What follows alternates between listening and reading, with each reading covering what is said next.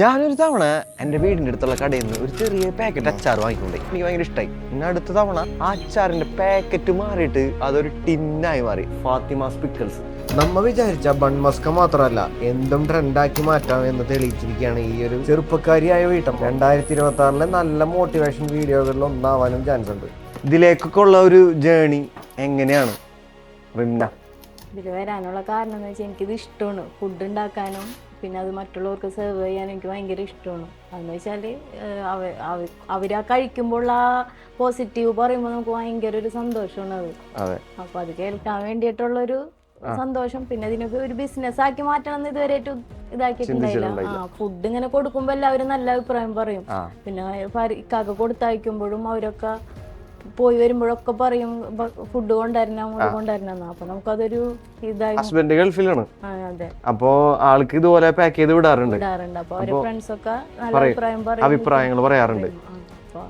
ആരാണ് ഇതിന്റെ മോട്ടിവേഷൻ? ആരില്ല, ഞാൻ ആരോടും ചോദിച്ചൊന്നുമില്ല. സ്വന്തമായിട്ട് എടുത്ത ഡിസിഷനാണ്. എനിക്കത് തുടങ്ങണമെന്ന് തോന്നി, അങ്ങനെ തുടങ്ങി. അപ്പൊ റിംന ഇതിന്റെ പ്രൊഡക്ഷനിലുള്ള ടു സെറ്റ് കാര്യങ്ങൾ താൻ തന്നെയാണ്.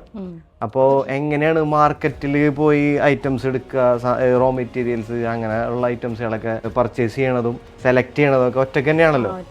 അത് എങ്ങനെയാണെന്നുള്ളതൊന്ന് വെച്ചാല് മോനെ സ്കൂളിൽ വിട്ട് കഴിഞ്ഞാൽ ഒന്നില്ലെങ്കിൽ കോട്ടപ്പുറം ചന്തയിൽ പോവും, നമ്മുടെ അടുത്തുള്ള കോട്ടപ്പുറം മാർക്കറ്റ്, അല്ലെങ്കിൽ തൃശ്ശൂരാണ് പോവാറ്. തൃശ്ശൂർ എങ്ങനെ പോകും? ബസ്സിന് പോകും. സാധനങ്ങൾ ബസ്സിൽ തന്നെ കൊണ്ടുവരും. അതെ. ഞാന്ന് വെച്ചാൽ നമുക്ക് അത്രയും പിന്നെ ഓട്ടോ ഒക്കെ വിളിച്ചു പോകുമ്പോൾ നമുക്ക് അത്രയും നഷ്ടമായി. അപ്പൊ പിന്നെ അത് അങ്ങനെ ബസ്സിന് പോയി അത് കൊണ്ടുവരും. പിന്നെ ഇതിന്റെ ബോട്ടിൽസും കാര്യങ്ങളൊക്കെ തൃശ്ശൂർ അതും ഈ പറഞ്ഞോട്ട് വണ്ടി വിളിച്ചിട്ടൊന്നല്ല, നമ്മ ഒറ്റയ്ക്ക് ഇതാക്കി ബസ്സിന്റെ ഒരു സൈഡിൽ വെച്ച് അങ്ങനെ കൊണ്ടുവരും. ഈ ഐഡിയ ഒക്കെ ആര് പറഞ്ഞതാണ്? അങ്ങനെയൊന്നുമില്ല, അത് സ്വന്തം ഒരു ഇതിന്ന് വന്നാണോ? അതായത് ഇപ്പൊ ഒരു ഓട്ടോ വിളിച്ച് പോവുകയാണെങ്കിൽ ഇത്രയും എമൗണ്ട് വരും, നമുക്കത് ഒരു നഷ്ടമാണ് എന്നുള്ള ആ ഒരു ചിന്താഗതിയൊക്കെ എന്തായാലും നമ്മൾ ചിന്തിക്കൂല. ഇത്രയും വെച്ചാൽ നമുക്ക് ഇത്രയും നമുക്കറിയാം എത്ര സാധനങ്ങൾ എടുക്കുമ്പോ എത്ര ഇത് വരുന്ന പൈസ വരുന്നുണ്ട് നമുക്കറിയാം. അപ്പൊ അതിനനുസരിച്ച് നമ്മ ചിന്തിച്ചില്ല എന്നുണ്ടെങ്കിൽ നമുക്ക് നഷ്ടമല്ലേ വരിക. അപ്പൊ ഉള്ളിലൊരു ബിസിനസ്സുകാരി ഉണ്ട്. ഇപ്പൊ ഇതിന്റെ ഒക്കെ റോ മെറ്റീരിയൽസും സാധനങ്ങളൊക്കെ എടുക്കുമ്പോ ഇപ്പൊ വെളുത്തുള്ളി ആയാലും ഇപ്പൊ മാങ്ങ ആയാലും ഒക്കെ എടുക്കുമ്പോൾ ഇതൊക്കെ ഉണ്ടല്ലോ, ഫിഷ് ഒക്കെ ഉണ്ട്, കക്ക ഉണ്ടെന്നൊക്കെ ഞാൻ കേട്ടിരുന്നു. ഇതൊക്കെ സെലക്ട് ചെയ്യണത് എങ്ങനെയാണ്? അതായത് അതിന്റെ ക്വാളിറ്റി ചെക്ക് ചെയ്യണതൊക്കെ? ക്വാളിറ്റി എന്ന് വെച്ചാൽ നമ്മ വെളുത്തുള്ളി ആയാലും ഇപ്പൊ അവര് പറയും വില കുറഞ്ഞ വെളുത്തുള്ളി ഉണ്ട്, നിങ്ങൾക്ക് അതാണ് ലാഭം. പക്ഷെ നമുക്ക് അത് കിട്ടിയിട്ട് കാര്യമില്ല. നമുക്ക് കൊടുക്കുമ്പോ എന്തായാലും നല്ലത് കൊടുക്കണം, എന്നാലേ നമുക്ക് റിസൾട്ട്. മാർക്കറ്റിൽ ചെല്ലുമ്പോ അവിടെ ഉള്ളവർ പറയുമല്ലേ, അതായത് ഇന്ന കുറഞ്ഞ സാധനം ഉണ്ടെന്ന് പറയും. ഇപ്പൊ നാരങ്ങ ആയാലും അച്ചാറ് നാരങ്ങ ഉണ്ട്, വില കൂടിയ നാരങ്ങ. നമുക്ക് അച്ചാർ നാരങ്ങ വേണ്ട, നമുക്ക് നല്ല വില കൂടിയ തന്നെ മതി എന്ന് പറയും. മേടിച്ചുകൊണ്ട് വന്നിട്ട് പിന്നെ നമ്മ അച്ചാറിട്ടതിന് ശേഷം അത് കൊള്ളൂലാണ്ടായി പിന്നെ നമുക്ക് അതും ഇതൊക്കെ നഷ്ടമല്ലേ. അപ്പൊ ഒരു പ്രാവശ്യം ഒരാൾ മോശം പറഞ്ഞു കഴിഞ്ഞാൽ പിന്നെ നെഗറ്റീവ് കയറി കഴിഞ്ഞാൽ വലിയ വിഷയമാണ്. ഒക്കെ ചെയ്യുമ്പോ ഇപ്പൊ ഈ എള്ളുണ്ട, അരിയുണ്ട, അച്ചാറ് പ്രൊഡക്ഷനൊക്കെ കൂടി വരികയാണ്. ഇതിനൊക്കെ ഹെൽപ്പ് ചെയ്യാനായിട്ട് ആളുണ്ട്, അതോ ഒറ്റയ്ക്ക് തന്നെയാണ്? ഹെൽപ്പ് എന്ന് വെച്ചാലേ രാത്രിയാണ് ഞാനിതൊക്കെ ഉണ്ടാക്കുക. എന്ന് വെച്ചാൽ എന്റെ മോൻ ഉറങ്ങിക്കഴിയുമ്പോ രാത്രി ആവുമ്പോഴാണ് ഇതിന്റെ പണി തുടങ്ങുള്ളൂ. പകല് ഉള്ളി നന്നാക്കലും പിടിക്കലും, രാത്രിയാണ് ഇത് ഉണ്ടാക്കലും പിടിക്കലും. പിന്നെ എള്ളുണ്ടൊക്കെ ഇന്നലെ രാത്രി അത് ഇത്തിരി വലിയ ഓർഡർ ആയിരുന്നു, നമുക്ക് പ്രതീക്ഷിച്ചില്ല അങ്ങനത്തെ ഒരു ഇത്. ഞാൻ വെറുതെ ജസ്റ്റ് വിൽക്കണം എന്നുള്ള രീതിയിൽ ചെയ്തതല്ല. ഞാൻ അങ്ങനെ ഒരാൾ കഴിച്ചപ്പോ അവര് നല്ല അഭിപ്രായം പറഞ്ഞപ്പോ അവർക്ക് നീ വേണമെന്ന് പറഞ്ഞു. അതങ്ങനെ ഇതിപ്പോ 150 എണ്ണത്തിന് ഓർഡർ ആണ്. 150 ഒരാൾക്കും ദുബായിക്ക് പോവാനും പിന്നെ ഇത് ഗൾഫിലേക്ക് കൊണ്ടുപോകാനല്ലേ? കൊണ്ടുപോകാനാണ്. ഇത് പിന്നെ തൃശ്ശൂരുള്ള ഒരു ഡോക്ടർ ഓർഡർ ചെയ്താണ്. ഡോക്ടർ ഓർഡർ ചെയ്താണ്. മുന്നേ ഇതുപോലെ മേടിച്ചിട്ട് അവർക്ക് വീഡിയോ കൊണ്ട് ഇഷ്ടപ്പെട്ടിട്ട് ഒരു തവണ കൊണ്ടുപോയിട്ട് റിട്ടേൺ കസ്റ്റമർ ആണ്. അത് തന്നെ. ഓക്കെ. ഈ ഐറ്റംസ് ഒക്കെ കടകളിലേക്ക് എത്തിക്കണത് എങ്ങനെയാണ്? ഷോപ്പുകളിലേക്ക് അതെന്ന് വെച്ചാൽ ഞാൻ തന്നെ കൊണ്ടുപോകും. ഞാൻ തന്നെ എല്ലാ കടകളിലും പോയി ചോദിച്ച് ആദ്യം കടകളിൽ പോയി ചോദിക്കും. സാമ്പിൾ ഉണ്ടാവും.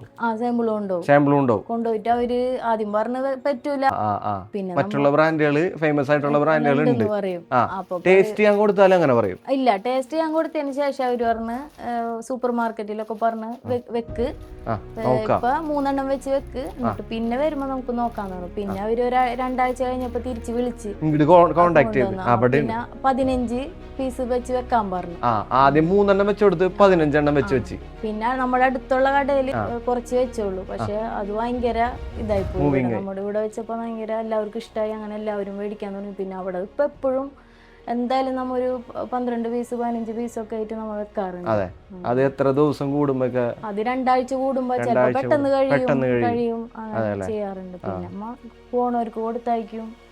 ഞാനിപ്പോ കഴിച്ചെടുത്തോളം എനിക്ക് തോന്നിയത് ഇതൊരു ഇപ്പോൾ ഈ കടകളിലൊക്കെ വെച്ച് സെയിൽ ചെയ്യുമ്പോൾ സാധാരണ നമുക്കൊരു അച്ചാർ കിട്ടുന്നത് ഇപ്പോൾ ഒരു കച്ചവടത്തിന്റെ ലെവലിലുള്ള ഒരു സാധനം കിട്ടും, അറിയാലോ, ആ ലെവലിലേ തരുള്ളൂ നമുക്ക് കിട്ടുക.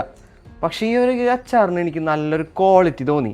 ഞാൻ അവിടെ നിന്ന് മേടിച്ച് കഴിച്ചിട്ടായാലും ഇപ്പോൾ റിംന തന്ന ആ ഒരു ഈ വെള്ള നാരങ്ങയുടെ അച്ചാറായാലും ഈ കളർ കണ്ടാൽ നമുക്ക് ചിലപ്പോൾ ഒരു ഇത് തോന്നും, അച്ചാറിൻ്റെ കളറല്ല.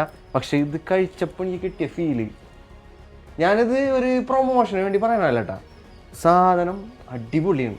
പക്ഷെ ഈ ഒരു ക്വാളിറ്റിയിൽ നിങ്ങൾ കൊടുക്കണ വിലക്ക് മുതലാണോ? അതിപ്പോ എല്ലാവർക്കും അറിയാം. എന്ന് വെച്ചാല് വെളുത്തുള്ളി ആയാലും ഇപ്പൊ വെളുത്തുള്ളിക്ക് ഭയങ്കര പൈസയാണ്. പക്ഷെ നമ്മുടെ കയ്യിൽ കൂടുതൽ വെളുത്തുള്ളിയാണ് ഉള്ളത്. നമ്മുടെ ഗ്രേവിയും വെള്ളമൊന്നും ബിസിനസ്സിന് ഒരു പ്രത്യേകതയുണ്ട്. നമ്മളിങ്ങനെ നമ്മളെ കയ്യിൽ നിന്ന് ഇങ്ങനെ പോണത് അറിയൂല. നല്ലത് ഉണ്ടാക്കി കൊടുത്താലും ഈ വാങ്ങിക്കുന്ന കസ്റ്റമേഴ്സിന് ചിലപ്പോ അതിന്റെ വില കൊണ്ട് അഫോർഡബിൾ ആയിരിക്കില്ല. പക്ഷെ നല്ല സാധനം കൊടുത്തു കഴിഞ്ഞാല് നല്ല കസ്റ്റമേഴ്സ് ഉണ്ട്, വാങ്ങിക്കണവരുണ്ട്. അത് ആകെ വിലയിലുണ്ടാവുന്ന ആളുകളെ ഉള്ളൂ. പക്ഷെ ഈ ഒരു ഞാൻ ഇപ്പൊ പറഞ്ഞിടത്തോളം 3 പീസ് വെച്ച് കൊടുത്ത് 12 എണ്ണം 15 എണ്ണം ഇങ്ങോട്ട് ഓർഡർ ഉണ്ടെങ്കിൽ സംഭവം സക്സസ്ഫുൾ ആണ്. ഇതിന്റെ ഡെവലപ്മെന്റ് എങ്ങനെയാണ് ചിന്തിക്കുന്നത്?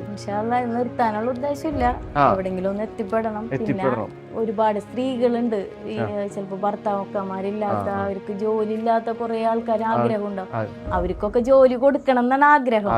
വലിയ ശമ്പളത്തിലൊന്നല്ല, എന്നാലും നമ്മളെ കൊണ്ട് പറ്റുന്ന രീതിയിൽ അവർക്ക് ഒരു വരുമാനം ഉണ്ടാക്കി കൊടുക്കണം എന്നാണ് എന്റെ ആഗ്രഹം. അതിനു വേണ്ടി കൂടി കുറച്ചും കൂടി ഡെവലപ്പായിട്ട് വേണം. ഓരോരുത്തരായിട്ട് നമുക്ക് വെച്ച് നമുക്കൊന്ന് ഡെവലപ്പ് ആക്കണം എന്നാണ് മനസ്സിലുള്ള ആഗ്രഹം. അപ്പൊ ഇതിനുള്ള ആ ഒരു പ്ലാനും കാര്യങ്ങളൊക്കെ സ്റ്റാർട്ട് ചെയ്തിട്ടുണ്ടോ? ഇപ്പൊ കുറച്ച് ദിവസമായിട്ട് ഭയങ്കര ഓർഡറാണ്. അപ്പൊ എനിക്ക് ഫോക്കസ് ചെയ്യണത് പ്രൊഡക്ഷനിലാണ്. നല്ല മാത്രല്ല നമുക്ക് ഒക്കെ കൂടി കൊണ്ടെടുക്കണമല്ലോ, ഫാമിലി വേണം, ഇതും വേണം. അവരെ കാര്യങ്ങൾ നടക്കുമ്പോ ഇത് വഴുകും, അതാവുമ്പോ അത് അങ്ങനെ കുറച്ച് ടെൻഷൻ ഉണ്ട്. ചിലപ്പോ ശരിയാവും, ഓരോ ദിവസം ചെല്ലുന്തോറും നമ്മ അതിനോട് പൊരുത്തപ്പെടൂല. അപ്പൊ പിന്നെ ശരിയാവും ആവണം. അപ്പോൾ റിംന, ഒരു ബിസിനസ് സ്റ്റാർട്ട് ചെയ്യാൻ നിൽക്കുന്ന അല്ലെങ്കിൽ ആഗ്രഹങ്ങളുള്ള വീട്ടമ്മമാരുടെ അടുത്ത് എന്താണ് റിംനക്കൊരു ഉപദേശം കൊടുക്കാനുള്ളത്? ഏതൊരു വീട്ടമ്മയുടെ ഉള്ളിലും എന്നെ കൊണ്ടത് സാധിക്കൂല എന്നുള്ളൊരു ചിന്താഗതിയായിരിക്കും. കാരണം വീട്ടിലെ കാര്യങ്ങളും പിന്നെ കുട്ടികളുടെ കാര്യങ്ങള് ഇതും കൂടി പറ്റില്ല. അതൊരു ടാസ്ക് തന്നെയാണ്. സ്ത്രീകളെ സംബന്ധിച്ച് ഭയങ്കര ടാസ്ക് ആണ് അത്. ആണുങ്ങളെന്ന് വെച്ചാൽ അവര് പണിയെടുക്കണില്ല എന്നല്ല, അവര് പോണുണ്ട് വരുന്നു. പക്ഷെ ഒരു സ്ത്രീ എന്ന് വെച്ചാൽ ജോലി ഉണ്ടെങ്കിൽ അവർക്ക് 10 കൈ വേണം. ഇത് രണ്ടും കൊണ്ടെടുക്കാനായിട്ട് ഭയങ്കര ടാസ്ക് ആണ്. ബുദ്ധിമുട്ടാണെന്ന് തോന്നും, പക്ഷെ നമ്മളെ കൊണ്ട് പറ്റാത്തതായിട്ടൊന്നുമില്ല. അതും നമ്മ തുനിഞ്ഞിറങ്ങി കഴിഞ്ഞിട്ടുണ്ടെങ്കിൽ നമുക്ക് എവിടെയും വിജയം ഉറപ്പാണ്. സത്യം പറഞ്ഞാൽ എനിക്ക് ഇത്ര നേരം ഞാനിവിടെ അൺസൈക്കബിൾ ആയിട്ട് നിൽക്കണത്. ഇതിൻ്റെ സ്മെല്ല് ഒരു രക്ഷയില്ലാത്ത സ്മെല്ല്. ഇതിപ്പോൾ 150 എണ്ണം ഓർഡറായി പോയി, അല്ലെങ്കിൽ ഞാനിത് മൊത്തം എടുത്ത് വീട്ടിൽ കൊണ്ടുപോയായിരുന്നു. ഒരു രക്ഷയില്ല കേട്ടോ. അപ്പോൾ വീഡിയോ ഇഷ്ടമായി കഴിഞ്ഞാൽ ലൈക്ക് ചെയ്യുക, സബ്സ്ക്രൈബ് ചെയ്യുക, കമൻറ്റ് ചെയ്യുക, നിങ്ങളുടെ അഭിപ്രായങ്ങളൊക്കെ കമൻറ്റ് ചെയ്യുക. അപ്പോൾ അടുത്ത വീഡിയോ കാണുന്നവരെ ബൈ.